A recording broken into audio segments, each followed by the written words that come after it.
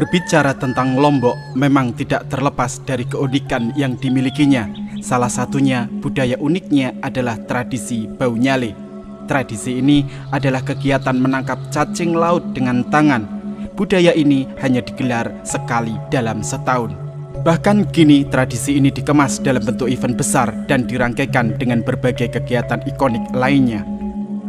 Nyale sendiri adalah sebutan bagi jenis cacing laut yang oleh orang Lombok dipercaya sebagai jelmaan Putri Mandalika, seorang putri cantik kerajaan yang memilih menceburkan dirinya ke laut lepas.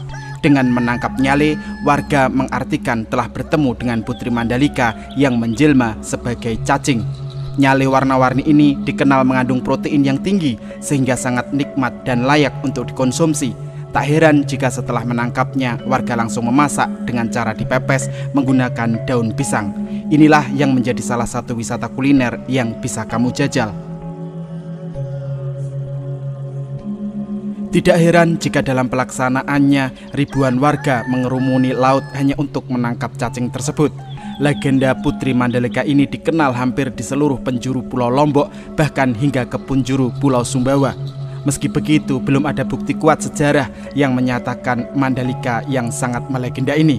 Lantas, bagaimanakah cerita legenda Putri Mandalika?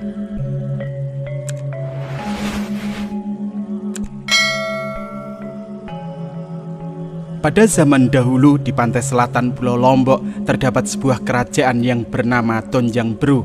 Sekeliling di kerajaan ini dibuat ruangan-ruangan yang besar.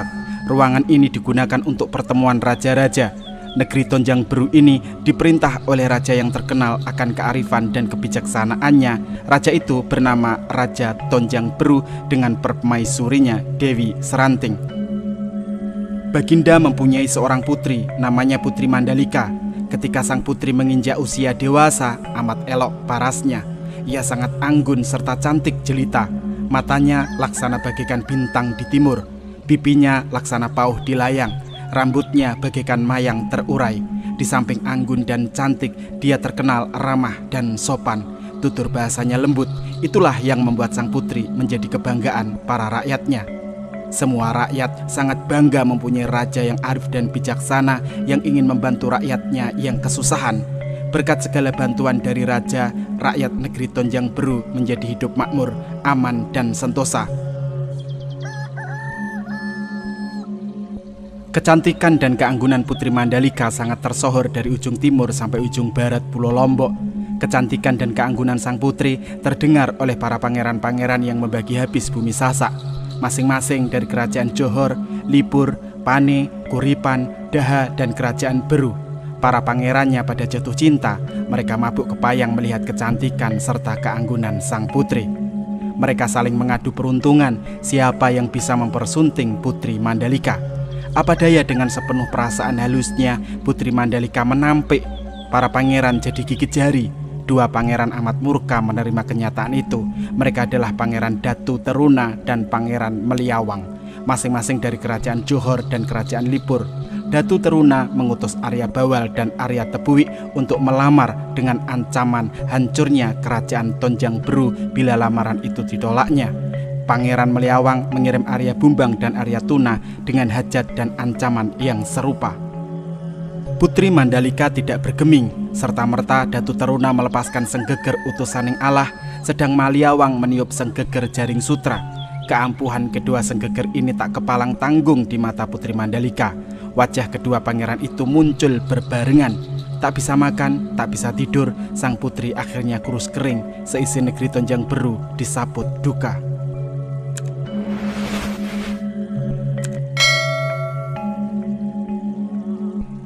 Kenapa sang putri menolak lamaran? Karena selain rasa cintanya mesti bicara, ia juga merasa memikul tanggung jawab yang tidak kecil. Akan timbul bencana manakala sang putri menjatuhkan pilihannya pada salah satu seorang pangeran.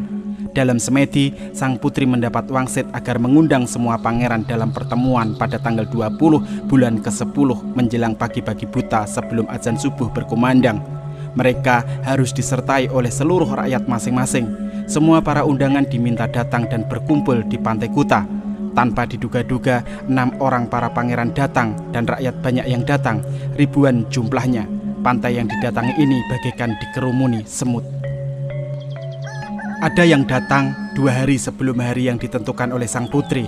Anak-anak sampai kakek-kakek pun datang memenuhi undangan sang putri di tempat itu. Rupanya mereka ingin menyaksikan bagaimana sang putri akan menentukan pilihannya. Pengunjung berduyun-duyun datang dari seluruh penjuru Pulau Lombok. Mereka pun berkumpul dengan hati sabar menanti kehadiran sang putri.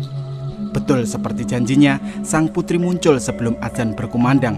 Persis ketika langit memerah di ufuk timur, sang putri yang cantik dan anggun ini hadir dengan diusung menggunakan usungan yang berlapis emas. Prajurit kerajaan berjalan di kiri, di kanan, dan di belakang sang putri. Sungguh pengawalan yang sangat ketat. Semua undangan yang menunggu berhari-hari hanya bisa melongo melihat kecantikan dan keanggunan sang putri. Sang putri datang dengan gaun yang sangat indah, bahannya dari kain sutra yang sangat halus. Tidak lama kemudian, sang putri melangkah, lalu berhenti di onggokan batu, membelakangi laut lepas. Di situ Putri Mandalika berdiri, kemudian ia menoleh kepada seluruh undangannya. Sang putri berbicara singkat tetapi isinya padat, mengumumkan keputusannya dengan suara lantang dengan berseru, "Wahai ayah anda dan ibunda serta semua pangeran dan rakyat negeri Tonjang Peru yang aku cintai, hari ini aku telah menetapkan bahwa diriku untuk kamu semua. Aku tidak dapat memilih satu di antara pangeran. Karena itu takdir yang menghendaki agar aku menjadi nyale yang dapat kalian nikmati bersama pada bulan dan tanggal saat munculnya nyale di permukaan laut." Bersamaan dan berakhirnya kata-kata tersebut, para pangeran pada bingung. Rakyat pun ikut bingung dan bertanya-tanya memikirkan kata-kata itu. Tanpa diduga-duga, sang putri mencapakkan sesuatu di atas batu dan menjeburkan diri ke dalam laut yang langsung ditelan gelombang disertai dengan angin kencang, kilat, dan petir yang menggelegar. Tidak ada tanda-tanda sang putri ada di tempat itu.